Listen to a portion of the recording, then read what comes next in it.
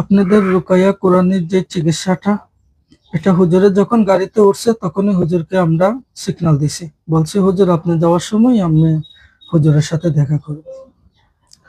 যে কোরআনের সুন্নাহ যে তেলাওয়াতের মাধ্যমে আপনার যে ট্রিটমেন্ট গুলাটা নিতেছেন, যে খবির জিন গুলা, পেরত জিন গুলা, হ্যাঁ, কালো জাদু, ব্ল্যাক ম্যাজিক, এইগুলো আল্লাহর কোরআনের তেলাওয়াতের মাধ্যমে যে সমাধানের পর্যায়ে নিতেছেন, আরো দ্রুত অবস্থায় ইনশাআল্লাহ কাজ করে যান। আমি একলা ইনশাআল্লাহ আপনাদের পেছনে আমি হেল্প করব।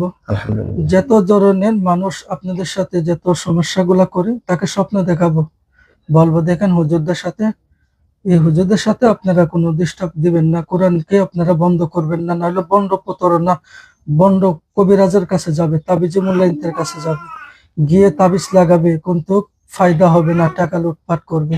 এই হুজুরের তেলাওয়াতের মাধ্যমে সমাধান করবে, হক পথে সুন্নাহ অনুযায়ী আসবে, সেটা আমি সবাইকে স্বপ্নে দেখাইয়া দেব ইনশাআল্লাহ। দেখবেন হঠাৎ করে 20 জন 25 জন জায়গা দিতে পারবেন না, সিরিয়াল কাটতে হবে। আলহামদুলিল্লাহ। এই অবস্থা থাকবে, প্রশাসন বরংস আপনাদের আইনের যত মানুষ তাদের সাথে উঠা বসা রাখবেন, তাদের সাথে একদিন দাওয়াত করবেন, দাওয়াত করে বলবেন, আর না হলে প্রশাসনের নাম আমাকে বলবেন, আমি তাকে স্বপ্নে দেখাবো।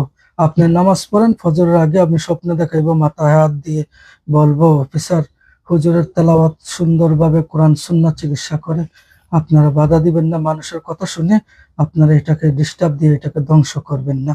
শুধু নামটা বলেন, ওখন স্বপ্নে দেখাই দিব, আপনি ফোন দেন অফিসারকে, দেখবেন ইনশাআল্লাহ বলবে হুজুর পাগড়ি লাগালে এসে আমাকে কে জানি কি বলতেছে কানে কানে। আলহামদুলিল্লাহ। আলহামদুলিল্লাহ।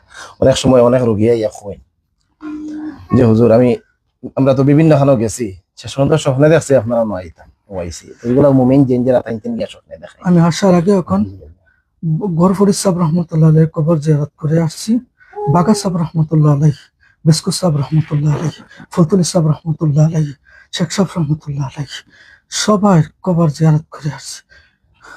আলহামদুলিল্লাহ।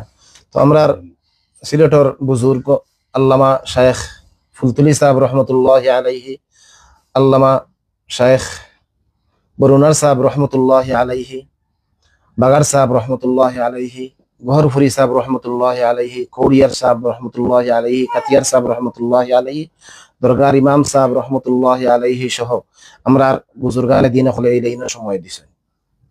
তো আমরাও ও বুজুর্গ হল লাইনে আছি, দোয়া করবা আমরা যেন আমরা আকাবির বুজুর্গানে দিন হল পদাঙ্ক অনুসরণ করিয়া চলতাম পারি, এবং আমরা বর্তমান আকাবির যারা আছেন, বরুণার মুফতি সাহেব হুজুর ফুলতুলি সাহেব রহমতুল্লাহ আলাইহির যে সাহেবজাদা যারা আছেন, এরপরে আমরা আরো আকাবির বুজুর্গ হল যারা আছেন, আমরা সিলেটের বড় বড় মাদ্রাসায়, দরগা মাদ্রাসা, খাদির বাজার মাদ্রাসা, সুবহানিয়া মাদ্রাসা, জামিয়া মাদানী আঙ্গুরা মাহমুদুর মাদ্রাসা, রেঙ্গা মাদ্রাসা সহ আমরা মাদ্রাসার আকাবির বুজুর্গ হল যারা আছেন, আমরা তাদের পরামর্শ নেওয়ার চেষ্টা করি।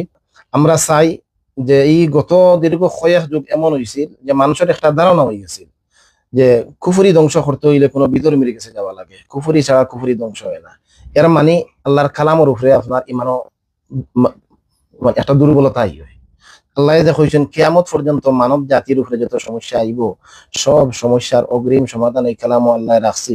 জিনের সমস্যার আল্লাহ এই কালামও রাখছেন, জাদুর সমস্যাও আল্লাহ কালামও রাখছেন। এখন আপনি হইলা কুফুরি ছাড়া কুফুরি ধ্বংস হয় না, তো কালামের উপরে আপনার একিন থাকলো না। তো এই দীর্ঘ কয়েক যুগগুলা চলছে যে বড় বড় সমস্যা হইলে মানুষ যে তাকে বিদরি মেরে গেছে। আলহামদুলিল্লাহ আমরা এই পদ্ধতি, এই চিকিৎসা চালু করার পর থাকি আমরা বুজুর্গ হলের পদ্ধতি এবং বর্তমান যে মানুষের চাহিদা সবগুলার সমন্বয়ে আমরা চিকিৎসা দিয়ে থাকি। আমরা সবসময় কই যে রুকাইয়া এটা অত্যন্ত জরুরি চিকিৎসা, কিন্তু শুধু রুকাইয়া পূর্ণাঙ্গ চিকিৎসা নয়। এখন জিনগ্রস্ত জাদুগ্রস্ত রোগীর সামনে খালি তিলাওয়াত শুনানি একটা পূর্ণাঙ্গ চিকিৎসা নয়। ভাত খাই, শুধু আমরা সাদা ভাত খাইনি, ভাতের লগে আমরা আরো কত কিছু এড করি, মজা হইবা লাগে।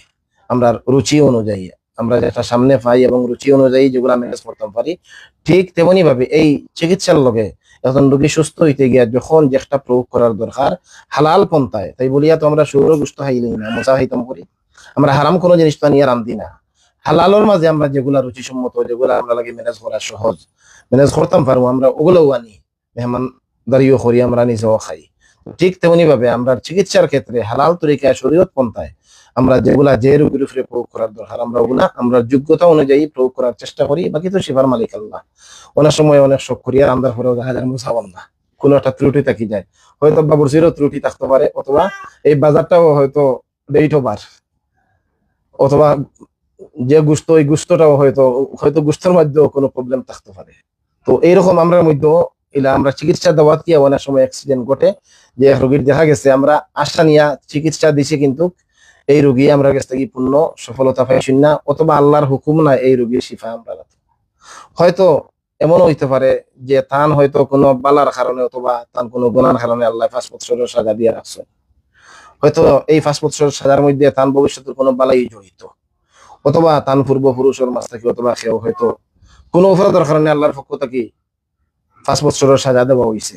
একটা কোনটা করিয়াও আমরা সমাধান দিতে পারতাম না, কোনো ডাক্তারও গিয়েও সমাধান হইতো না। আমরা কাছে যদি ডাক্তারি সমস্যা হইয়া থাকে তাহলে ডাক্তারও গিয়েও একটা সমাধান হইতে নাই, যদি আমরা চিকিৎসার মতন হইয়া থাকে তা আমরা কাছে গিয়ে সমাধান হইতে নাই, দুনিয়ার কোনো জায়গা থেকে আপনারা সমাধান হইতে নাই।